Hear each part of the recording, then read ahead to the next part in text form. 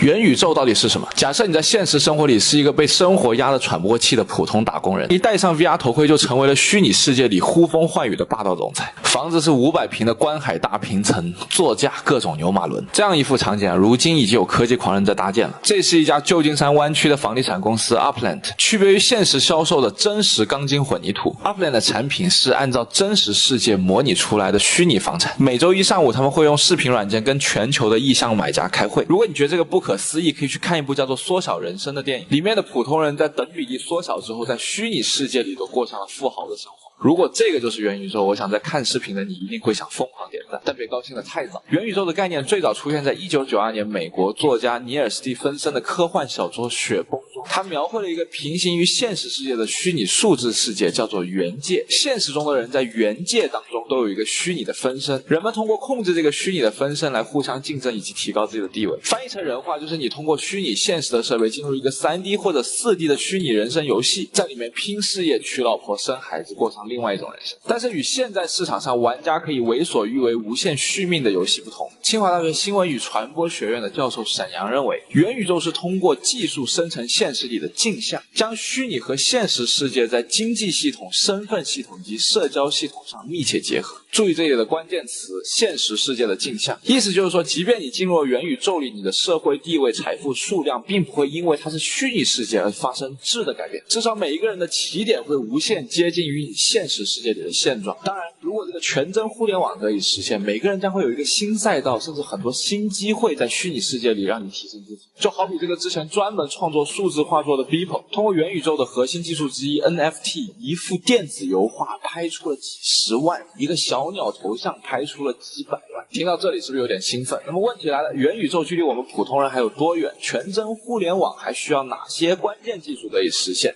关注我，看下集。到底是什么神秘力量逼得社交巨头脸书把自己公司的名字都改？ Metaverse 元宇宙。在上周发布的对元宇宙畅想的宣传片里，小扎换了个皮肤，跟公司员工一起开会下棋，还跟朋友一起欣赏街头艺术以及打赏。但看完这个片子，我感觉犹如贾老板 PPT 造车一般，小扎在 PPT 造世界。当然，如果元宇宙真能实现，我们可能就离全世界的碳中和近了一步。人们不再需要挤地铁、公交去上班，出门玩也不用坐飞机去现场，甚至看自己偶像的演唱会都可以通过虚拟世界完成。2020年4月，美国饶舌歌手Travis Scott 就在游戏《堡垒之夜》里面举办了一场参与人数达到1200万的虚拟演唱会。说到这里，大家可能会好奇，我们现在距离真正的元宇宙还差哪些技术呢？首先是更为沉浸的虚拟现实硬件设备。如今我们使用的 VR 眼镜基本上只打通了视觉，但如果要在虚拟世界里面买个冰淇淋，或者跟异地恋的女朋友一起约个会吃个擀面皮，没有味觉或者触觉怎么行？而这就是为什么我认为马斯克发明的脑机接口作用绝对不仅仅是帮人们记个单词那么简单。如果能用脑机接口设备连接人的神经，从而将数字信号转化成感觉，那这个价值可大了。第二个关键技术叫 NFT， 就是前段时间一个小鸟或者小猴头像卖出几十万美金那个玩意。很多人不理解为什么一个头像卖那么贵啊？因为用 NFT 技术产生的东西具备唯一性，它的全称叫做 Non-Fungible Token， 一个完全不可复制的标识。举个例子，你先去商场买件衣服，售货员给你的是工厂生产的几千件当中一模一样衣服的其中一件，属于复制品。那如果在元宇宙中用一行独特的代码生成了一件衣服，那这就是全世界唯一的一件衣服，具备不可复制性。所以 NFT 加上 Blockchain 的技术呢，就能在元宇宙的这个世界当中解决个人资产保护的问题。毕竟如果复制粘贴一行代码就能获取任何东西，那么元宇宙的经济体系一下子就崩溃了。当然，元宇宙也有可能会对人类社会造成很多的危机。点个关注，看下集。元宇宙可能造成人类的健康危机。在电影《头号玩家》里，虚拟世界的繁华跟现实世界的破败产生了强烈的对比。人类是否会因为自己在虚拟世界里是8块腹肌的彭昱畅，就不在意现实里300斤的体重呢？而假设未来的工作和生活都发生在元宇宙里，超长时间使用虚拟现实设备是否会影响你的视力？第二就是能源和环保的问题。